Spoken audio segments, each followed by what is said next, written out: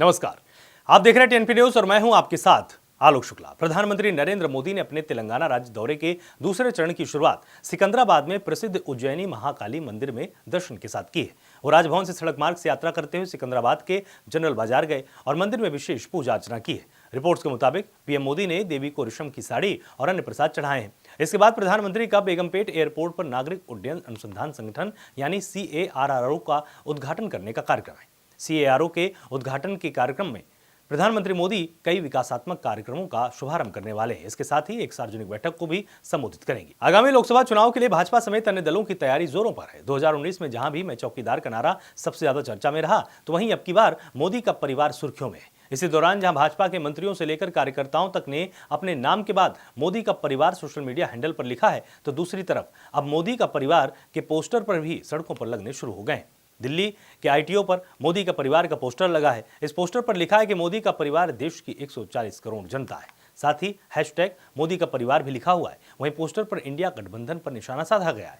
Poster में लालू, सोनिया गांधी, शरद पवार, मुलायम सिंह, फारूक अब्दुल्ला, करुणानिधि और बादल के बच्चों के लिए, वहीं दूसरी तरफ लिखा है मोदी जी देश के बच्चों के लिए।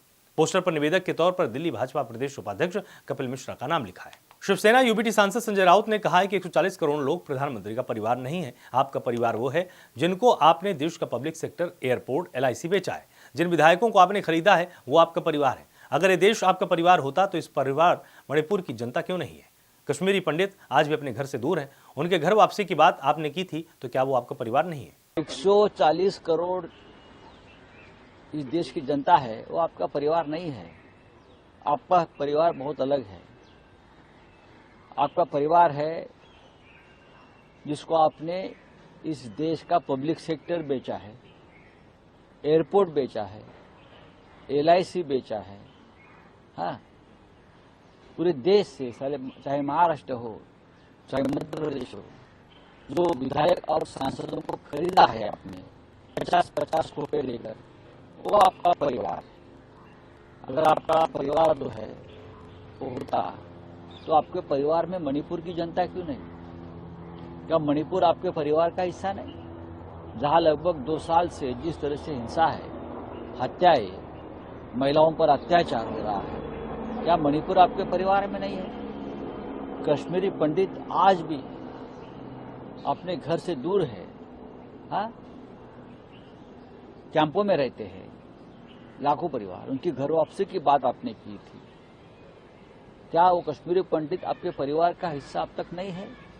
तो आप कौन से परिवार की बात कर रहे हैं? लाखों करोड़ों बेरोजगार आज भी आस लगाए बैठे हैं कि जिसको आपने कहा था कि आप मेरे परिवार के लोग हैं और मैं अपने परिवार के बेरोजगारों को हर साल 2 करोड़ लोगों को रोजगार दूंगा, वो आज भी बेरोजगार है। लद्दाख को पूर्ण राज्य का दर्जा देने की मांग को लेकर केंद्र के साथ लद्दाख नागरिक समाज की बातचीत विफल हो गई है।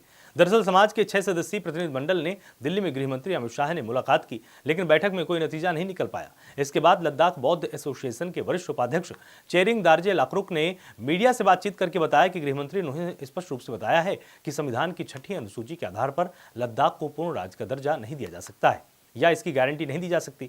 लाक्रुक ने यह भी बताया कि वो गृह मंत्री के निमंत्रण पर तीसरे दौर की वार्ता के लिए दिल्ली आए थे। पहले गृह मंत्रालय के अधिकारियों से मुलाकात की, फिर गृह मंत्री से उनके आवास पर मुलाकात की। लद्दाख नागरिक समाज की ओर से पूर्व भाजपा सांसद और लद्दाख बौद्ध एसोसिएशन के प्रमुख थुपस्तान चेवांग ने चर्चा का नेतृत्व किया। समिति की ओर से जारी बयान में कहा गया है कि गृह मंत्री के साथ चर्चा में कोई सकारात्मक परिणाम नहीं निकला, इसलिए अब लद्दाख एपेक्स बॉडी और कारगिल डेमोक्रेटिक अलायंस के नेता जनता की राय लेंगे। वहीं बैठक को लेकर गृह मंत्रालय ने कहा है, हम लद्दाख के प्रतिनिधिमंडल को आश्वस्त कर रहे हैं कि केंद्र सरकार लद्दाख को संवैधानिक सुरक्षा प्रदान करने के लिए प्रतिबद्ध है। बता दें, 4 फरवरी को हजारों लोगों ने लद्दाख को पूर्ण राज्य का दर्जा और संवैधानिक संरक्षण की मांग को लेकर कड़ाके की ठंड में लेह की सड़कों पर मार्च निकाला। एक दिन पहले ही 3 फरवरी को लद्दाख में बंद का ऐलान किया गया था। विरोध का नेतृत्व लेह एपेक्स बॉडी और कारगिल डेमोक्रेटिक अलायंस ने किया था। बीजेपी के अध्यक्ष JP नड्डा ने हिमाचल प्रदेश से राज्यसभा के सदस्य के तौर पर इस्तीफा दे दिया। वो गुजरात से राज्यसभा के सांसद बने रहेंगे। हाल के ही राज्यसभा चुनाव में JP नड्डा ने गुजरात की सीट से निर्विरोध चुने गए थे। राज्यसभा अध्यक्ष ने हिमाचल की सीट से उनका इस्तीफा स्वीकार कर लिया है। मित्रों, लाभार्थी की चर्चा तो सबने की, लेकिन जो काम प्रधानमंत्री मोदी जी के नेतृत्व में गरीबों के लिए हुआ वो कभी नहीं हुआ था। और इसी कारण आज गरीबी की रेखा से उठकर लोग 25 करोड़ लोग अब मध्य इनकम ग्रुप में आ गए हैं और भारत आगे बढ़ रहा है। मित्रों, आप सब लोग जानते हैं कि किस तरीके से गरीबों की सेवा पिछले 10 वर्षों में मोदी जी ने। पंजाब विधानसभा के बाहर कांग्रेस विधायक राजकुमार चब्बेवाल का वीडियो जमकर वायरल हुआ है, जिसमें विधायक जी अपने सिर पर भारी भरकम गठरी लेकर विधानसभा पहुंच गए। जब उनसे इसका कारण पूछा गया तो उन्होंने सरकार पर निशाना साधते हुए कहा, मैं पंजाब सरकार पर कर्ज का बोझ उतारने आया हूं। सरकार ने कर्ज कम करने का वादा किया था, लेकिन कर्ज है कि कम होने का नाम नहीं ले रहा है, बढ़ता जा रहा है। ਤੇ ਇਹਨਾਂ ਦੇ 2 ਸਾਲ ਦੇ ਵਿੱਚ ਇਹ ਰੋਜ਼ ਦਾ 100 ਕਰੋੜ ਰੁਪਈਆ ਕਰਜ਼ਾ ਲੈਂਦੇ ਆ ਤੇ ਘੱਟ ਤੋਂ ਘੱਟ 2 ਸਾਲਾਂ ਦੇ ਵਿੱਚ 70,000 ਕਰੋੜ ਰੁਪਈਆ ਪੰਜਾਬ ਤੇ ਹੋ ਗਿਆ।